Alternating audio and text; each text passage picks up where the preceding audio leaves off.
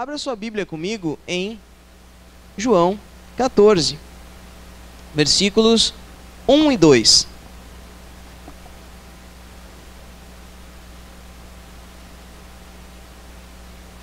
João 14, versículos 1 e 2. A pessoa que está do teu lado aí achou, meu irmão? Se ela não achou, ajuda ela aí. Ela está desesperada aí, folhando de um lado para o outro. Resolveu desistir, abriu em Gênesis e deixou lá mesmo. Né?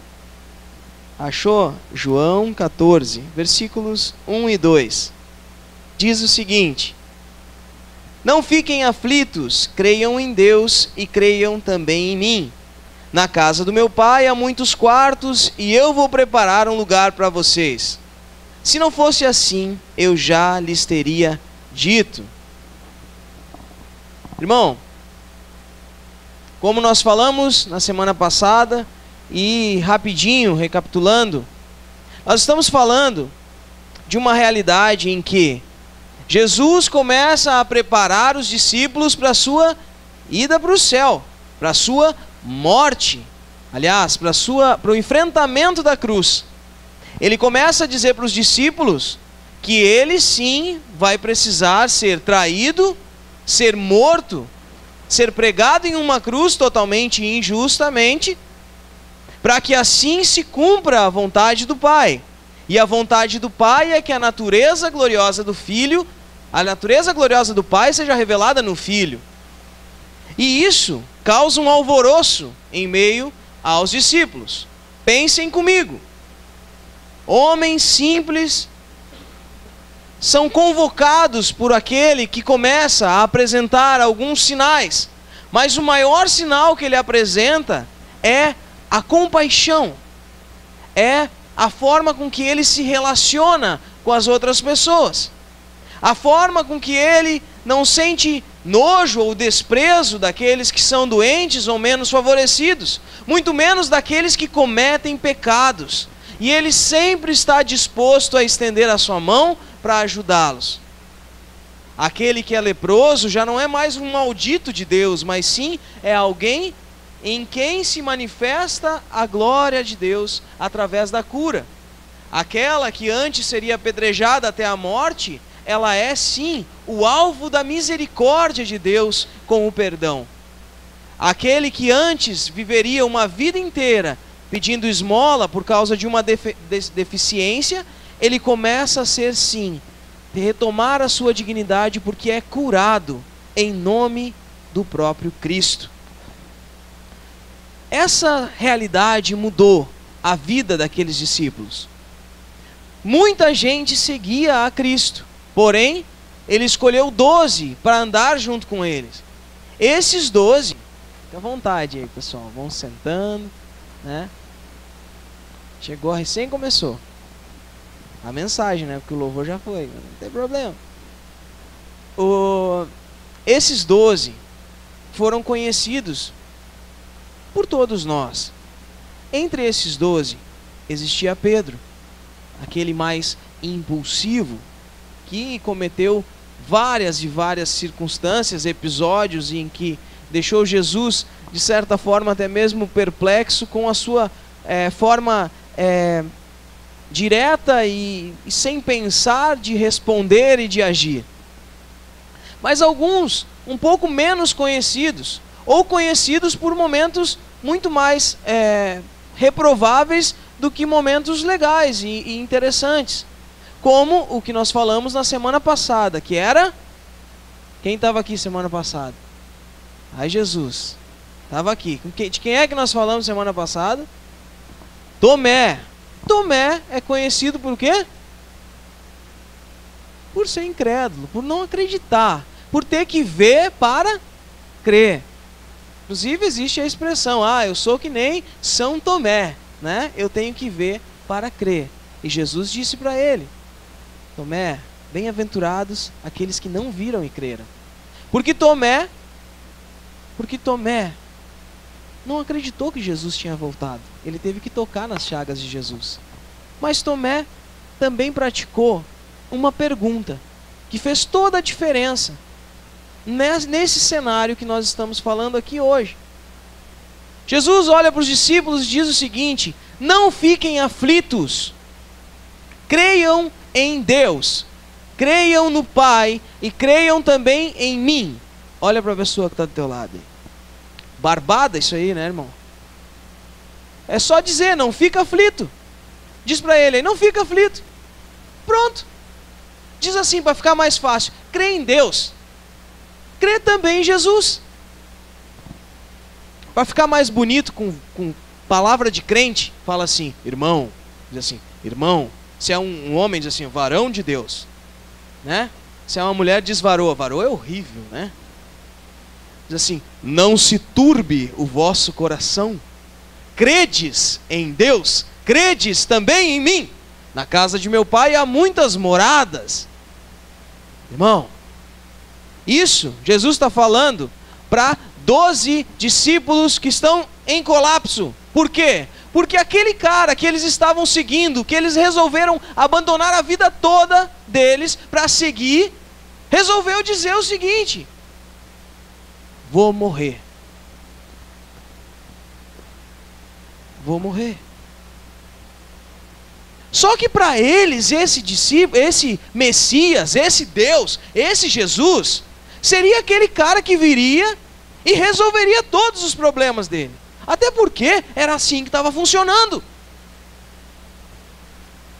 Última vez que você vai olhar para a pessoa que está do teu lado e perguntar alguma coisa, tá bom? Combinado? Diz para ele assim, não seria melhor se Jesus estivesse aqui agora? Né? Eu ia dizer assim, ó, Jesus, ó a fatura do carro, 3 meses atrasado. Hã? E chegava para eles assim, ó, Jesus, minha sogra, Jesus. Hã? Jesus, seguinte, ó, não posso mais, minha mãe não me entende. Dá teu jeito, Jesus. Hã? Ei, Marina. Que tá cutucando tua mãe, hein? Jesus, tá difícil. Não estou conseguindo. Estou agoniado. Por quê? Porque parece que nada dá certo na minha vida. Quando eu olho para um lado e acho que é por aqui, as portas tudo se fecham. Quando eu acho que agora vai dar certo, tá ajeitando aqui, começa a desmoronar ali, Jesus. Tem gente que preferia tá leproso, tá doente, tá numa cadeira de roda, do que ver alguma pessoa que ama sofrer e decidir as coisas erradas. Eu não sei você, mas se Jesus estivesse aqui, eu diria para ele, Senhor, como é que tu faz para aguentar ver alguém fazendo as coisas erradas e não poder fazer nada, Senhor? Só me ensina isso. Porque é muito difícil sobreviver à aflição desse mundo. Quando a gente nasce, a gente já vira uma vítima da realidade desse mundo. Eu não sei você, mas tudo o que a gente aprende desde pequeno, por melhor que sejam os pais, nos leva a tornar-nos um bom mundano. Quantas vezes eu falei aqui daquele bom e velho conselho? Pai, olha para o filho e diz o seguinte: tu não me leva desaforo para casa. Se alguém te bater na rua, melhor que tu apanhe por ter revidado do que tu fuja. Porque se tu chegar em casa, tu vai apanhar de mim. Quantas vezes nós falamos desse exemplo? Eu, pelo contrário, sempre ouvi do meu pai, olha para a situação, acha um jeito e foge. Fiz muito bem isso. Mas a gente aprende um monte de coisa. A gente aprende a ter orgulho. Não! Tu não pode admitir. Que tipo de homem que tu é? Não é assim. Às vezes, o fato de dizer, me desculpa, eu estava errado, demonstra para nós uma fraqueza. A gente aprendeu assim. e aquilo que mais atrapalha a nossa vida. Um dia precisa ser independente, meu. Agora é contigo. E quanto mais cedo a gente consegue ser independente, mais a gente se acha importante. Muitos de nós paramos de estudar porque começamos a trabalhar. E quando a gente começa a trabalhar, a gente começa a ficar independente. E faz o quê? Se acha mais importante. Começa a namorar com 14 anos e acha que é homem. Agora, sou importante. Tenho responsabilidades. Quando a gente nasce, a gente já começa a ser uma vítima para fazer tudo que dá errado. E é muito fácil fazer tudo dar errado. Você está aqui hoje falando, pensando, e você criou, você que é um pouco mais velho, sei lá, tem mais de 50 anos, provavelmente você criou seu filho com padrões totalmente equivocados. Quando ele disse para ti que ia no clube, você até deu dinheiro para ele tomar uma cervejinha. Agora ele está alcoólatra e bate na mulher e você não sabe o que você fez. Você adorava mostrar para o seu filho o quanto era legal beber uma cerveja no final de semana. Agora a tua filha está namorando um cara que usa drogas. E ela olha para ti, pai, que diferença tem beber do que fumar? E você pensa, o que eu fiz? E o que eu vou fazer? E a aflição vem. E aí a gente chega em quem? Em quem? Quando a aflição vem, a gente chega em quem? Quando a gente acha que eu sou importante agora porque eu tenho um emprego, ganho 5 mil por mês. Aí resolve, você perdeu o emprego. Quando você acha que é importante que você tenha a namorada mais bonita, porque a tua esposa é a mais inteligente, é a mais importante, o teu marido é o que resolve tudo. E ele te trai. Ela te trai. O teu filho, que é o teu orgulho, resolve fazer uma grande burrada. É preso.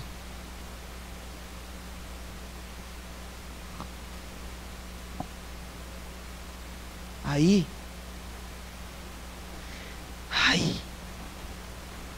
o que eu faço? O que eu faço? Aqui, ó. Eu pareço tão seguro. Fica à vontade. Eu pareço... É o pessoal que está chegando. Eu pareço tão seguro. Até que vem alguma coisa e tira o chão debaixo dos meus pés. Não sei se você já passou por isso. Você sempre foi um ótimo filho. E o seu pai sempre foi um ótimo pai. E chega um dia em que ele vai encontrar com Jesus. E o que você faz? Ah, mas sempre foi. Onde é que está a base? O que aconteceu? Aflição. Aflição. Os discípulos tinham Jesus. E nele estava a segurança. Sabe a segurança? Sabe? Quem aqui é casado e é feliz casado? Se você não é, faz de conta agora, irmão. Né? Porque senão vai ficar pior as coisas ainda. É feliz? Tá bueno. Se essa pessoa está do teu lado aí, ó, ela te deixa seguro. Não é?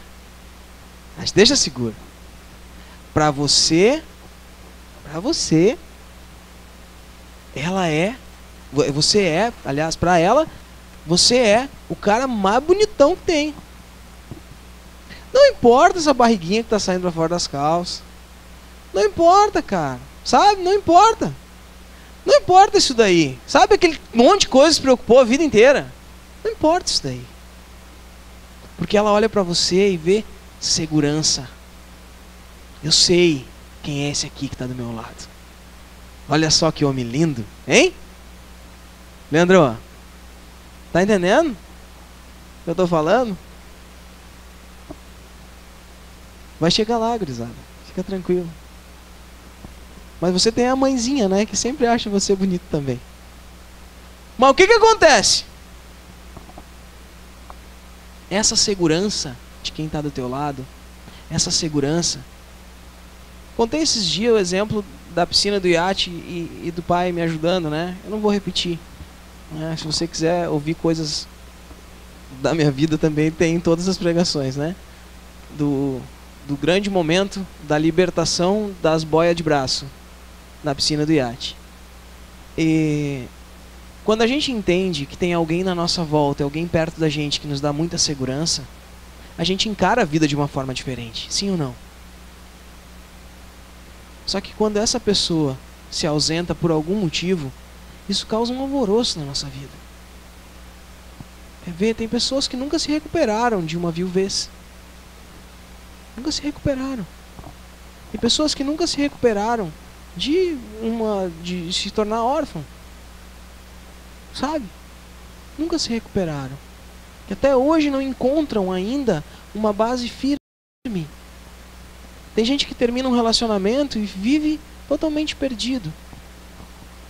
Por que eu estou falando isso? Os discípulos estavam nessa condição. Só que nós não estamos falando de um marido super-herói. Tem uns maridos super-herói, né? Eu tenho uns aqui na igreja, não vou falar para não dar dor de cotovelo, né? Mas tem uns caras que são uns heróis aqui na igreja, cara.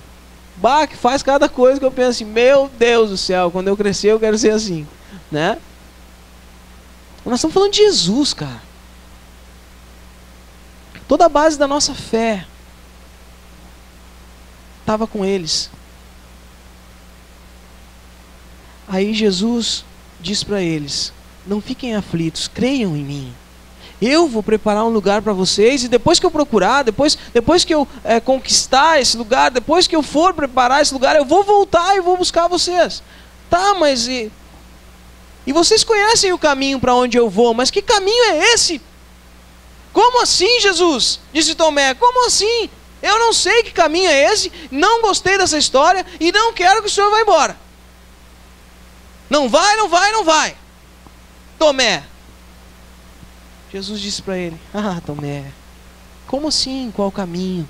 Eu sou o caminho, eu sou a verdade e eu sou a vida. E ninguém chega ao Pai senão por mim, Tomé. Só que não bastante Tomé, e essa foi a pregação da semana passada, Jesus completou quando ele falou com Tomé, ele disse o seguinte na resposta: agora, versículo 7, capítulo 14, versículo 7. Agora que vocês me conhecem, conhecerão também o meu Pai. Desde agora vocês o conhecem e o têm visto. Quando Jesus disse assim: agora que vocês me conhecem, conhecem também o meu Pai. E desde agora vocês já têm o visto. Lembrem-se, os discípulos estavam ali. Estava Pedro, estava Tiago, estava João, estava Bartolomeu, estava todos eles, os dois Judas. Não, um já... Deixa eu ver. Um já tinha ido. Estava o Judas, inclusive o outro Judas que perguntou a última pergunta, que vai ser semana que vem. Estava todo aquele grupo de pessoas. E naquele grupo Tomé teve a ousadia de dizer: Senhor, eu não sei o caminho. Ou seja, eu não quero que o Senhor vá, porque nós não vamos se achar aqui. Nós vamos ficar perdidos. Jesus respondeu para ele: eu sou o caminho. Vocês não têm como viver sem estar em mim. E estando em mim, vocês vão ver a verdade, porque eu sou o caminho e eu sou a verdade. Não tem como estar em mim, não tem como estar no caminho sem dar de frente com o que é errado. Só tem um jeito: eu saio do caminho e vivo fazendo de conta que está tudo certo, ou eu volto para o caminho e dou de frente com a verdade. E a verdade diz: você é pecador. Isso que você está fazendo está errado e tem que parar. E aí também é a vida, porque quem vive uma vida longe do pecado, no caminho de Cristo, entende qual é a vida verdadeira. Jesus disse isso para Tomé: Só que não era só Tomé que não queria que Jesus fosse para o céu, que Jesus abandonassem ele, ou que Jesus fosse para essa missão que eles nem estavam entendendo ainda o que ia acontecer. Porque Jesus começou a dizer assim: agora eu vou para um lugar que vocês não podem ir. E eles já ficaram nervosos. Irmão, Filipe olhou para Jesus e disse o seguinte, versículo 8. Filipe disse a Jesus: Senhor, já que tudo isso é assim, Senhor, mostra-nos o Pai, e assim não precisa de mais nada. Eu não sei se Filipe estava brabo, estava falando assim, mas uma coisa eu tenho certeza: Jesus tinha acabado de dizer: vocês conhecem a mim e conhecem o Pai. Aí ele olha para Jesus e diz: espera aí, primeiro tu diz que a gente sabe o caminho, e aí tu vem me dizer que tu é o caminho, tu é a verdade, tu é a vida, nos deixa meio sem ação. E agora tu vem me dizer que eu já conheço o Pai? Eu conheço o Pai? Não! Já que tu quer ir embora, já que tu quer ir para esse lugar que eu não posso ir, mostra-me o Pai primeiro. E isso já é suficiente. Isso já me basta. Irmão, a primeira pergunta foi semana passada: qual é o caminho? A segunda pergunta, que é a pergunta de hoje: me mostra o Pai. Nem é uma pergunta, é uma exigência, é uma condição. É uma condição. Mostra-me o Pai. Sabe que talvez esse seja o maior engano que a gente tenha dentro da igreja evangélica. Cutuca aí a pessoa. Presta atenção agora, irmão. Se não entender agora, não vai entender mais nada. E vai viver assim, que nem você vive. Na igreja meio... Cutuca aí, não. É verdade, irmão. Para de fazer de conta aí. Para de fazer de conta. Você já ouviu uma música assim, ó? Advogado fiel, advogado fiel, o meu Senhor. Como é que é o resto? Ninguém sabe? Amém. Sabe, né? Como é que é? Não, sabor de mel? Sabor de mel é pior ainda. Sabor de mel, acho que quem gosta de bala de mel, outros negócios aí, né? Ó aqui, meu irmão. Tem gente que olha para Jesus e pensa o seguinte, pensa assim, ó: Deus é um Deus brabão. Brabo. Tô falando brabo, tô falando um Deus duro, frio, calculista e cruel. Mas ele mandou o seu filho bonzinho para vir aqui na terra dar uma aliviada na situação. Aí depois que ele vem e dá uma aliviada na situação, eu me recorro a Jesus para aliviar minha barra com Deus. Tipo assim, ó, pensa comigo. Se eu chegasse perto de Jesus sendo eu quem eu sou, se chegasse perto de Deus sendo eu quem eu sou, Deus ia pegar e acabar comigo. Mas eu tenho que chegar em Jesus primeiro. Sabe, Jesus? Sabe como é que é, né? Se Deus descobre o que eu estou fazendo, ainda bem que tu veio, né? Para dar uma aliviada. Quero o seguinte, eu te entregar minha questão para ver se tu me defende. Porque se tu não me defender, Jesus, estou frito. Pena de morte. Ensino isso. E você ouviu assim. Aí tem um tal de Espírito Santo, nós vamos falar dele na semana que vem. Quem quiser entender e pensar em viajar nessa história, semana que vem nós vamos falar do Espírito Santo. Que aí é uma outra coisa maluca. Porque se nós temos um advogado, nós temos um negócio que nós dá e faz nós fazer tudo certo. Né? Vem, me enche, tira tudo que sou eu e eu começo a ser o robô do Espírito Santo. Paz, irmão, Deus te abençoe. Vai em paz. Amém. Por que eu estou falando isso? Porque tem gente que pensa que Deus, Jesus e o Espírito Santo têm 3 personalidades diferentes. Um cruel, que nem aqueles pai ruim, brabo, que dá-lhe pau, sabe? Sabe aqueles pai que gostam de dar-lhe?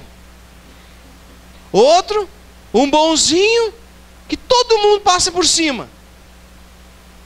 E um outro negócio que se não tem ele, para dar aquele... agora sou cheio. Não consigo fazer nada. Se não dá umas rajadas de superpoderes. Irmão, é importante demais a gente entender a resposta de Jesus. Onde é que está? Versículo 9. Jesus respondeu. Lembra? Filipe disse: Senhor, mostra-nos o Pai, e assim não precisamos de mais nada. Jesus respondeu: faz tanto tempo que eu estou com vocês, Filipe, e você ainda não me conhece? Quem me vê, vê também o Pai. Porque é que você diz, mostra-nos o Pai? Será que você não crê que eu estou no Pai e que o Pai está em mim? Então Jesus disse aos discípulos: o que eu digo a vocês, não digo em meu próprio nome. O Pai que está em mim é quem faz o seu trabalho. Creiam no que lhes digo. Eu estou no Pai e o Pai está em mim. Se vocês não crerem por causa das minhas palavras, creiam pelo menos por causa das coisas que eu faço. Vamos continuar, para não precisar voltar. Eu afirmo a vocês, isso é verdade. Quem crê em mim fará as coisas que eu faço e até maiores do que estas. Pois eu vou para o Pai, e tudo o que vocês pedirem em meu nome, eu o farei, a fim de que o Filho revele a natureza gloriosa do Pai. Repita comigo: a fim de que o Filho revele a natureza gloriosa do Pai.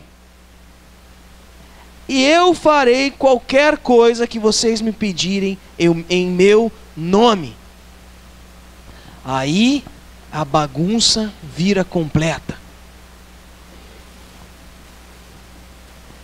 Eu preciso que você entenda uma coisa, meu irmão. E é só isso que eu quero te dizer hoje.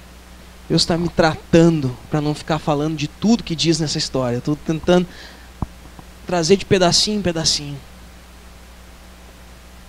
A gente precisa entender. Jesus e Deus, eles agem da mesma forma. Eles pensam da mesma forma. Tudo aquilo que Deus é foi revelado em Jesus. Você consegue acreditar nisso? Você consegue entender isso? Não, é difícil. Deus, aquele que criou todas as coisas, irmão, todas as coisas, quando Ele criou o leão para comer a gazela lá na África, lá onde a coisa é mais selvagem, sabe quando Deus criou essa cadeia alimentar? Deus criou isso aí, faz parte. Tem gente que diz que todos os animais não eram carnívoros, tudo comia só plantinha. Mas não, Deus criou essa função toda aí. Quando Deus criou tudo isso daí, o mesmo Deus que criou tudo isso daí foi o Deus que nos criou. O mesmo amor que Ele tinha por nós, Ele tinha por aquela gazelinha que ia ser sacrificada para o alimento do leão. Hã? Não, cutuca o irmão assim, como é que é? Agora o Maurício ficou louco. Isso que dá, trabalhar na fase fica tudo meio louco.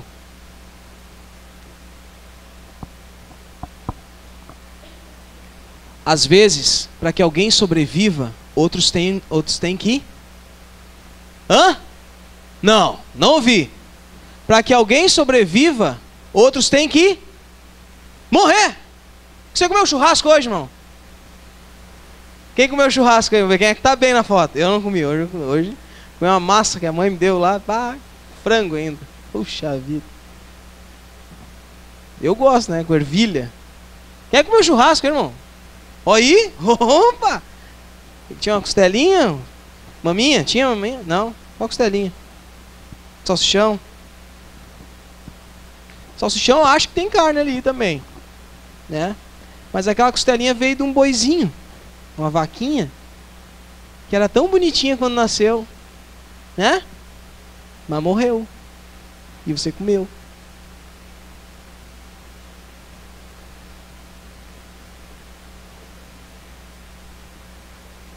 Não é? Mas a gente fala disso, mas meu pai tem uma...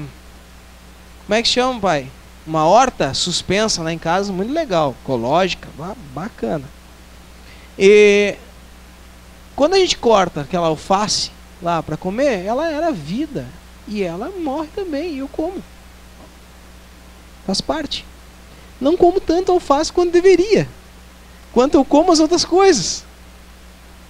Por que eu estou falando disso? Porque é o mesmo Deus que criou essas coisas. É o mesmo Deus. Quero te dizer, para ir encaminhando para a parte principal.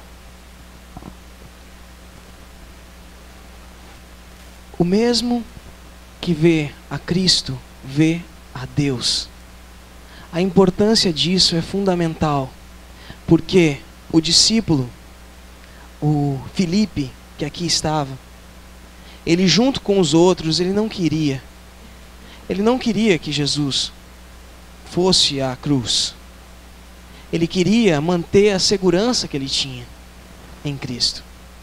Mas ele ficou chateado, por causa que ele viu que aquele que ia ser o grande homem, que ia libertar o povo cativo de Israel, o grande Messias, o majestoso rei, filho de Davi, que viria para libertar a todos, e entrou com uma entrada triunfal no lombo do jumento em Israel, e foi ovacionado por todos. Esse era o cara que eles queriam. Mas aí o que acontece? Ele acabou de dizer para Tomé que ele não era esse daí, que ele precisava morrer, ele precisava que a natureza divina do Pai se revelasse no Filho através da sua morte. Só que Filipe pensou, então faz o seguinte, me mostra o Pai, e já é o que eu quero. Não sei se você já fez isso. Não sei se você já fez isso. Colocou na sua mesa, colocou na mesa o seguinte: bom, se isso aqui acontecer, eu acredito. Já fez isso? Propósitos com o universo, né? A gente fala que é com Deus, mas é com o universo. Senhor, se hoje eu sair na rua e encontrar um carro vermelho passando da esquerda para a direita com um homem careca dentro e um cachorro no banco de trás, é porque é para mim ir para a missão na Guatemala.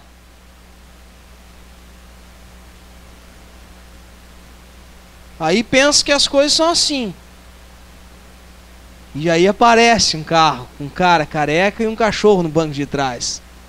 E é vermelho, mas daí não é sedã e nem hatch. Tu diz assim, mas Senhor, eu não disse que era sedã, é hatch, então não é. Não sei o que eu preciso mais para entender. Aí Filipe diz assim, bom,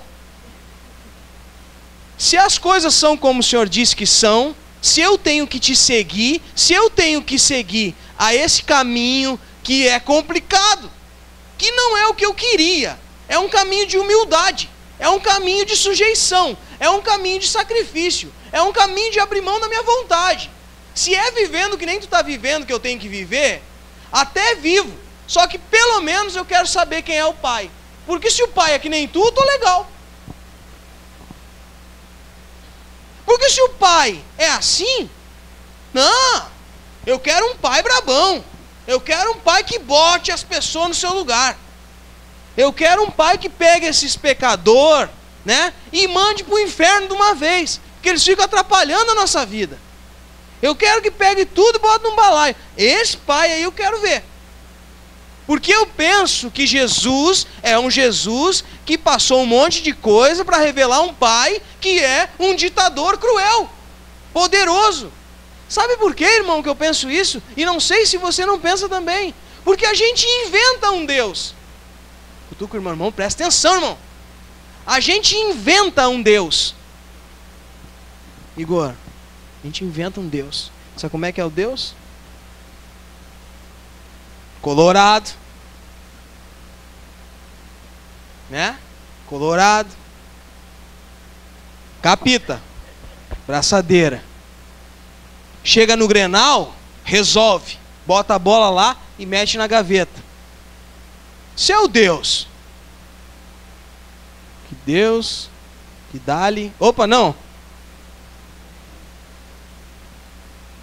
Desculpa, não foi por causa de ti, Isadora. A gente inventa um Deus. A gente pega um Deus e faz, sabe como é que ele vai ser o nosso Deus? Vai ser tipo eu. Tipo eu. Não eu, tipo você. O seu Deus é tipo você. E aí ele é tipo você, podendo fazer, Felipe, todas as coisas que você não pode fazer. Tipo poderoso, sabe? Sabe a volta do Todo-Poderoso, né, do cinema? Tipo assim. A gente inventa um Deus que é assim. Que é você tendo os teus problemas e resolvendo de uma forma que você não consegue resolver. Só que esse não é Deus. Esse é você sendo um maluco,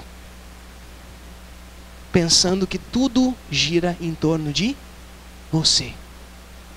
E Jesus diz para Felipe assim: Felipe, você me conhece, você sabe quem eu sou.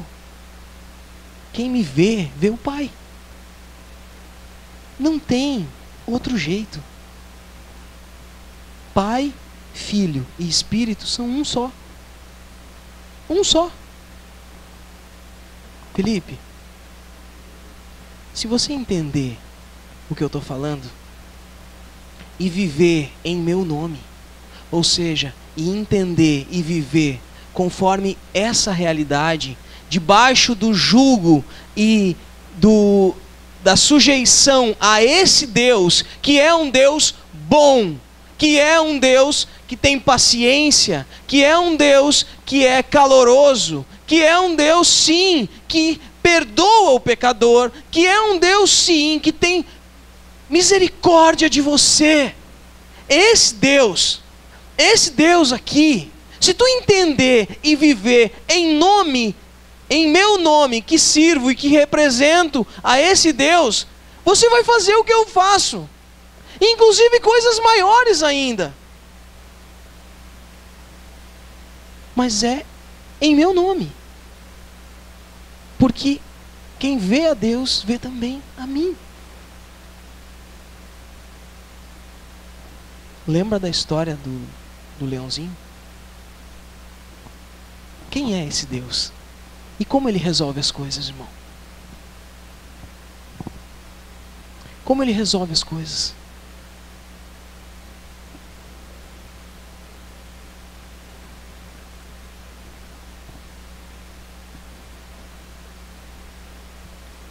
Ele resolve assim. Ele está disposto a morrer em favor daquele que não merece. Ele está disposto a se entregar em favor de quem não é digno. Esse é Deus. Esse é o Filho. Ele apanha calado. Ele apanha sem murmurar. Ele não é esse que te bota debaixo, que bota teus inimigos debaixo do estrado dos teus pés. Ele é aquele que te diz: ame ao teu inimigo. Ore por esse que te persegue. Se tem alguma coisa que te incomoda, faça para você, faça para essas pessoas aquilo que você gostaria que fizessem para você. Esteja disponível para ajudar, mesmo que ninguém te ajude. Esse é Deus. Porque esse é Cristo, e esse é o Espírito que está dentro de você. É isso. É você entender que Deus está disposto a acontecer algo muito grave com alguém que você ama muito, para que você aprenda. Ai, Lembra do leãozinho? Coitado do bichinho. Ele morreu para que o outro sobrevivesse. Jesus veio aqui para morrer em favor de nós. Sim ou não? Você sabe essa história? Você ouviu essa história. A vida inteira você ouviu essa história. Aí chega diante de você um momento em que alguém que tu ama muito começa a sofrer. E essa pessoa está sofrendo, está cativo com pecado e fazendo um monte de coisa errada, minha flor. E aí você pensa o seguinte: por quê? Por quê? Por quê? Aflige o teu coração e não entende por que você está passando por isso. E por que essa pessoa está decidindo as coisas assim. E você tem que entender que é o mesmo Deus, que é o mesmo Cristo e que é o mesmo Espírito.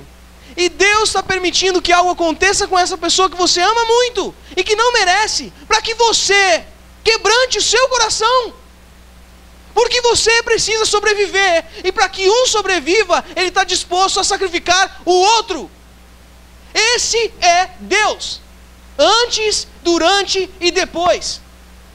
Sempre foi, sempre vai ser. E eu digo para você, você está aqui hoje por um motivo, por uma aflição que move o teu coração. E se essa pessoa que você ama muito está passando pelo que está passando, eu digo para você, entenda, a responsabilidade disso é de Deus. Ele tem domínio sobre todas as coisas, e com um estalar de dedos tudo é resolvido. Mas você é o motivo pelo qual Ele precisa fazer o que Ele está fazendo.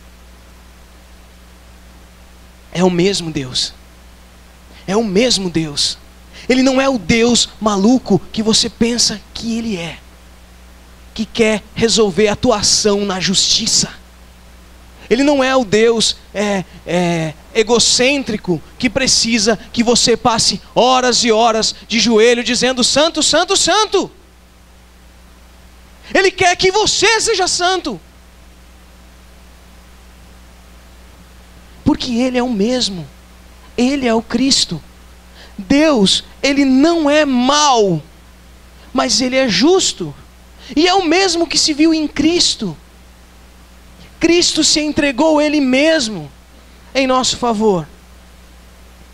Ele se entregou Ele mesmo em nosso favor. Sabe de quem nós estamos falando? De Filipe.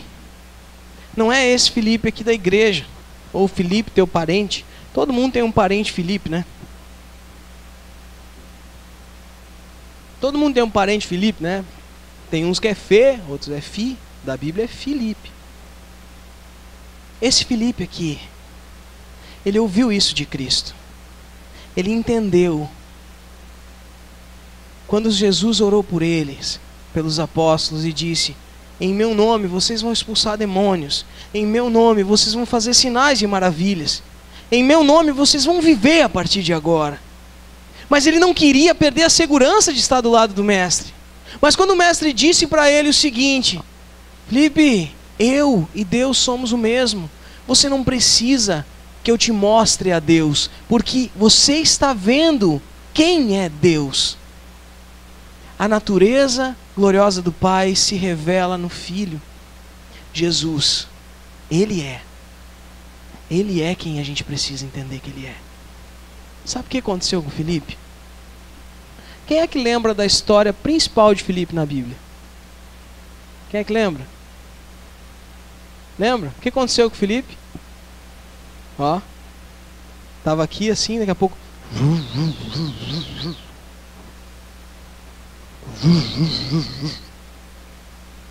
sumiu de um lugar e apareceu no outro. Lembra dessa história? Quem é que sabe dessa história? Pá, estamos quebrados de Bíblia, irmão. Filipe foi o cara que na Bíblia tudo nos leva a crer que ele sumiu de um lugar, como num passe de mágica, e apareceu num outro 30 quilômetros distante. Muita gente conhece esse negócio, essa história aí. Só que isso aí, sabe qual é a diferença que faz? Nenhuma. Nenhuma. Ele ter sumido. De repente adiantou, Deus estava com pressa que alguma coisa acontecesse. Abra comigo, Atos 8. E já vamos terminar.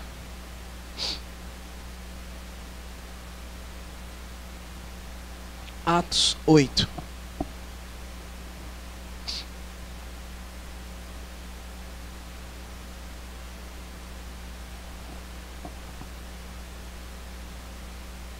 Atos 8, versículo 26.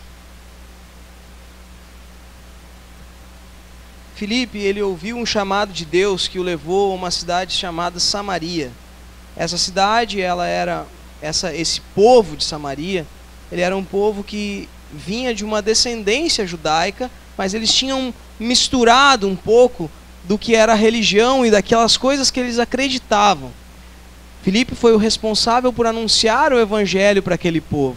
E pelos primeiros sinais que aconteceram com o povo que não era judeu. Essa história conta em Atos 8. Mas o ponto alto dessa história fala a respeito de um chamado de Filipe por um anjo, que o levou até um certo lugar e encontrou um certo homem. E diz o seguinte, Atos 8, versículo 26. Um anjo do Senhor disse a Filipe: apronte-se e vá para o sul, pelo caminho que vai de Jerusalém até a cidade de Gaza. Lembre-se que Filipe é o mesmo que pediu para Jesus: mostra-nos o Pai. Pouca gente passava por aquele caminho. Versículo 27 e 28. Filipe se aprontou e foi. No caminho ele viu um eunuco da Etiópia, que estava voltando para o seu país. Esse homem era alto funcionário, tesoureiro e administrador das finanças da rainha da Etiópia. Ele tinha ido a Jerusalém para adorar a Deus. Na volta, sentado na sua carruagem, ele estava lendo o livro do profeta Isaías. Então o Espírito Santo disse a Filipe: chegue perto dessa carruagem e acompanhe-a. Filipe correu para perto da carruagem e ouviu o funcionário lendo o livro do profeta Isaías. Aí perguntou, imagina, Filipe correndo do lado da carruagem, e perguntou: Senhor, o senhor entende o que o senhor está lendo? Aquele homem olhou para ele e respondeu: como posso entender se ninguém me explica? Respondeu o funcionário.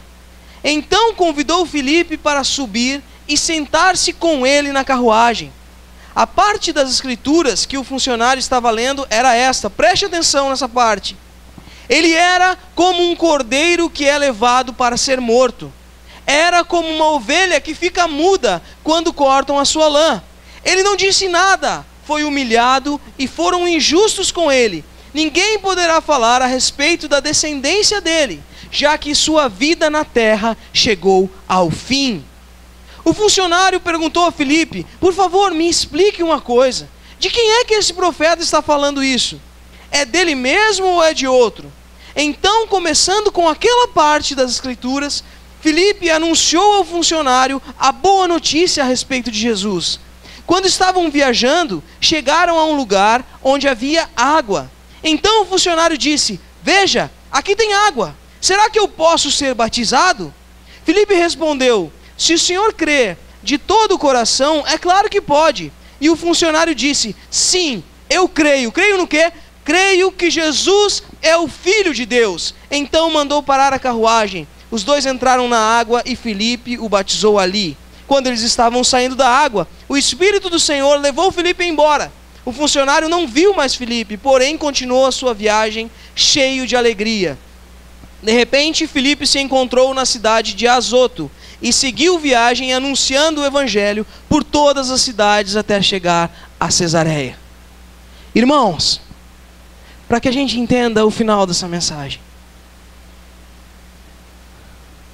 Filipe era alguém que queria um Deus poderoso. Ele queria um outro Deus que era diferente de Jesus. Porque ele queria conhecer esse Deus. Ele queria chegar nesse Deus. Ele queria saber se valeria a pena esse caminho percorrido em Cristo para chegar nesse Deus. Quando Jesus disse para ele que eu e Deus somos o mesmo, quem me vê, vê também ao Pai, porque eu estou no Pai e Ele está em mim, e aquele que estiver em mim vai viver como aqueles que vivem no Pai. Ele saiu, pregou o Evangelho, anunciou para todas as pessoas, mas mais do que isso, ele encontrou um homem de outra etnia, um homem de outro povo, um homem que não entendia quase nada, que ia até Jerusalém para adorar o Deus dos judeus. E ele, lendo as Escrituras, ele estava lendo a respeito de um Deus que não parecia ser Deus. Ele estava lendo a respeito de algo que tanto não parecia ser Deus, que ele não sabia de quem estava sendo falado. Porque, como um cordeiro que é levado para ser morto, como uma ovelha que fica muda, foi humilhado, foram injustos com ele, ele não deixou filhos, porque a sua vida chegou ao fim. Aquele homem olhou para essa história e pensou, de quem que ele está falando? Filipe olhou para ele e disse sem hesitar, ele está falando do Deus vivo. Ele está falando de um Deus que se revela à humanidade com humildade, com pureza e disposto à morte. Ele está falando de Jesus, o Filho de Deus, que revela a natureza do Pai. Ele está falando de um Filho que mostrou para todos quem o próprio Pai era.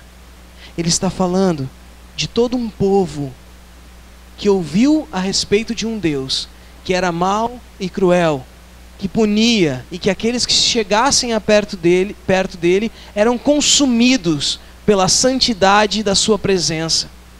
Mas Jesus veio a trazer a boa notícia, o Evangelho, que fala o seguinte: o véu que separava o homem de Deus não separa mais, porque fomos vinculados pelo poder do próprio Deus, revelado em Cristo, que se apresentou a nós para dizer o seguinte: Deus está disposto a perdoar o seu povo.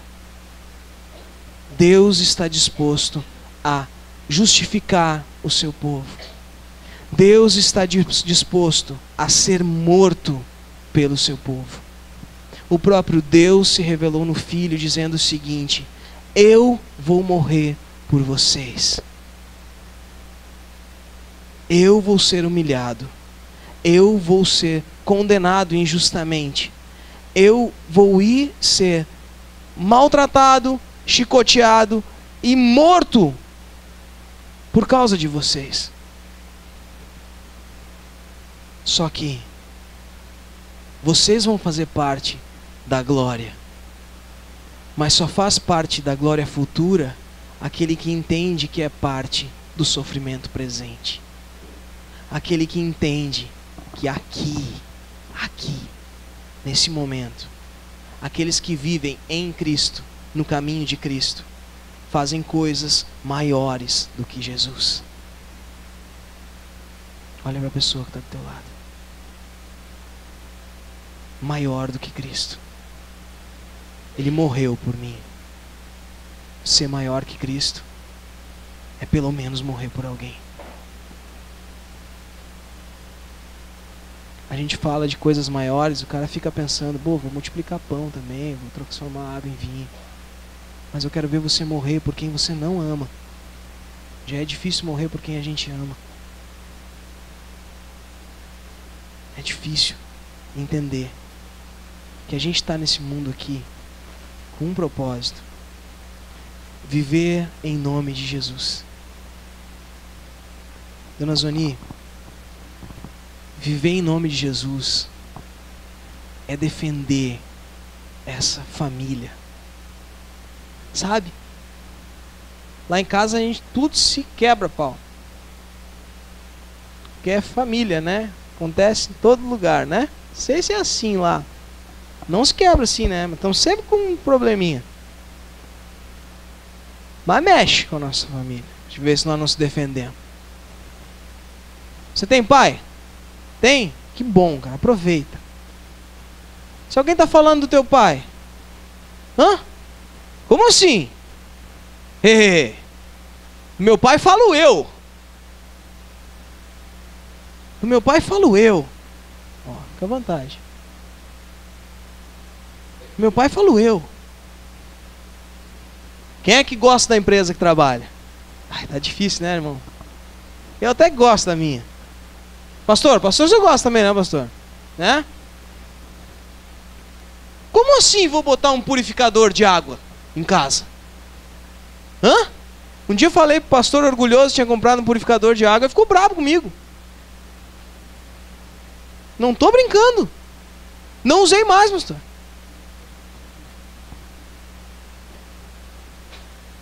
Porque a água da Corsã é muito melhor. Tem que defender a bandeira. Né? Se o cara trabalha de empacotador no dia, o leite condensado melhor qual é?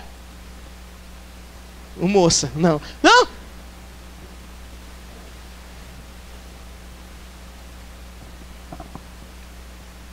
Descontraindo para terminar. Quando eu entendo o que é viver em nome de Jesus, você aprendeu isso também. Você lembra que você aprendeu do advogado, aprendeu do Espírito Santo, aquele negócio? Você aprendeu uma coisa também, que é a palavra mágica da oração. A oração, para dar certo, para ser atendido, no final tem que falar abracadabra? Não, tem que falar o quê? Em nome de... Isso não é assim. Senhor, eu preciso que o Senhor me dê um carro novo em nome de Jesus. Para você fazer o quê? Pegar esse carro e desfilar no centro, largar sua mulher ou sem vergonha? Não vai ganhar. Senhor, eu preciso fazer aquela operação para dar um, né, lipo, tá? Dar uma levantada no negócio. Sabe como é que é? Aí depois olha pro marido com cara de nojo. Careca. E eu tô aqui, ó. Vai levar? Não! Porque qual é o pai que é bom, que não sabe dar coisas boas pros filhos? Mas o pai bom não dá nada de ruim, não. Se vai fazer mal, não vai levar. Pode dizer em nome de Jesus, em nome da Maria, em nome da Joana. Falar em nome de Jesus é dizer o seguinte: eu faço parte, eu tô dentro, eu tô incorporado nessa causa. Não estou incorporado por causa da entidade, não. Incorporado nessa causa, sabe? Eu faço parte disso. Eu entendi o Evangelho. Eu sei quem é Deus. Eu sei que Ele faz o que é o melhor para mim. Eu sei aonde eu vou e por onde eu vou e o que eu preciso fazer. Eu sei que eu fico aflito, sim. Porque nesse mundo nós vamos passar por aflições. Mas Jesus venceu o mundo por nós. E o desfile da vitória está me esperando. Só que nem que seja num caixão eu vou passar por esse desfile. Mas eu vou morrer peleando. Porque eu defendo o nome de Jesus. Eu defendo essa história. Eu defendo esse Deus que me ensinou que se eu precisar sofrer para que alguém aprenda, que eu sofra. Porque se você é pai, quem é pai? Levanta a mão, com orgulho, porque isso é uma bênção de Deus. Se você precisar ficar doente você, para que seu filho não fique, você não gostaria? Sim ou não? Sabe o que acontece? Teu filho fica doente hoje para ver se tu te converte. É o mesmo pai. É o mesmo pai. É assim. É a mesma lógica. Deus te ama. E Ele quer o teu bem. E Ele toca no puro, para que o impuro aprenda. Porque assim como Ele está, Ele não está, porque quem manda em tudo isso é Deus. Esse é o meu Deus. E se eu tiver que eu passar, eu vou passar. E se tiver acontecendo algo com quem eu amo muito, eu vou entender que tem algo que precisa mudar em mim. Nem que seja o meu joelhinho que está de férias. Tem joelho de férias aí, irmão? Hã? Olha o joelho de férias. Antes era calejado, quando estava desempregado, né, irmão? E agora? Agora é o seguinte, agora eu vou no culto uma vez por mês. Porque eu tenho que ter um tempo para minha família. Ô, irmão, agora tem até família, né? Tem joelho de férias. Tem gente de férias. Não tem como tirar férias de quem você é. Se você é o nome de Cristo, se você faz parte dessa história, não importa onde for, se a água for Corsã, é melhor do que as outras. Não importa onde for, se é o meu Deus que está mandando e é assim que tem que ser, eu sei que é o melhor. Não importa. Estou dentro, Senhor. Ah, Senhor, mas agora lá no meu serviço mudou tudo, eu tenho que limpar as valetas. Amém. É Deus que está mandando, eu vou. Se agora eu tenho que ficar desempregado e vender rapadura na rua, eu vou. Amém. Senhor, é Tu que está mandando. Se agora minha mãe teve câncer, meu pai está doente, o meu filho está passando necessidade, meu filho está fazendo tudo errado, eu faço tudo errado, minha mulher me abandonou. Amém, Senhor, eu vou. Porque eu defendo, eu entendo e eu estou dentro. E se eu tiver que sofrer, é melhor que seja eu, Senhor. Porque foi isso que o meu Jesus me ensinou. Eu sou corpo. Eu sou corpo. Eu quero ser da igreja para conseguir as vantagens. Não. Eu quero ser da igreja por participar da guerra, da luta. E ela começa aqui, ó. Primeiro, o teu Deus, ele é um pouco diferente do que tu pensa. Ele resolve as coisas diferente do que você resolveria. Porque Ele é Deus e você não é. Você pensa, você age. Eu quero te dizer, cara, com toda certeza, a aflição dos nossos corações, ela é satisfeita quando a gente começa a exercer o Evangelho. A satisfação do nosso coração começa a ser preenchida.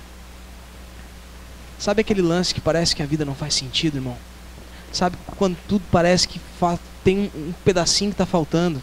Aí eu procuro no jogo de futebol, aí eu procuro na academia, aí eu procuro na bebida, aí eu procuro no sei lá onde, cara. Cigarro. Eu procuro em várias coisas. Festa com os amigos, balada. Trabalhando para se encher de dinheiro, comprar um carro novo. Sabe esse vazio? Ele só vai ser preenchido quando você entender uma coisa.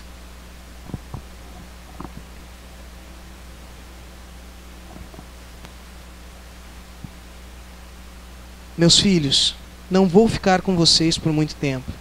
Vocês vão me procurar, mas eu digo que agora, o que eu já disse aos líderes judeus, vocês não poderão ir aonde eu vou. Eu lhes dou esse novo mandamento. Amem uns aos outros, assim como eu os amei. Amem também uns aos outros.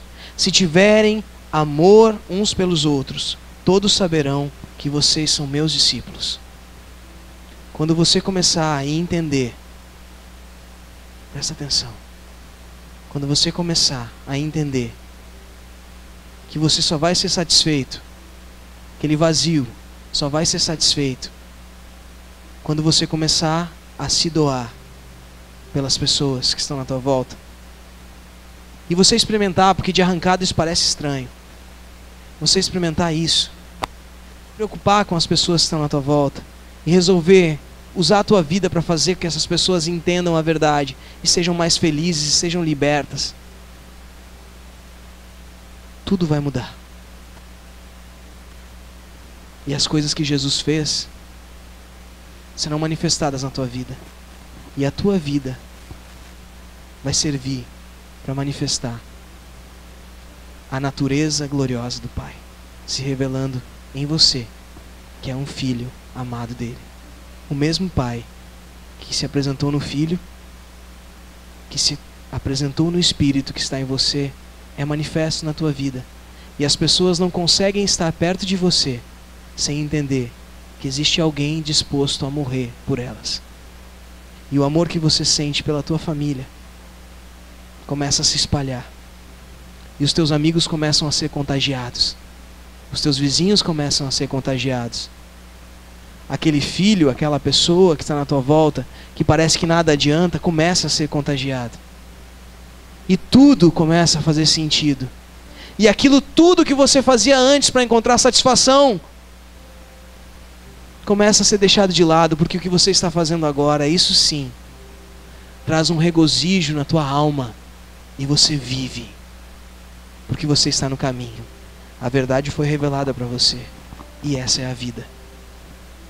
Ame aos outros, assim como Jesus te amou. Jesus te amou morrendo por você. Morra pelas pessoas que estão na tua volta. Se entregue e seja feliz, satisfeito em Cristo e em nome de Jesus. Amém? Fica de pé no teu lugar, então vamos orar.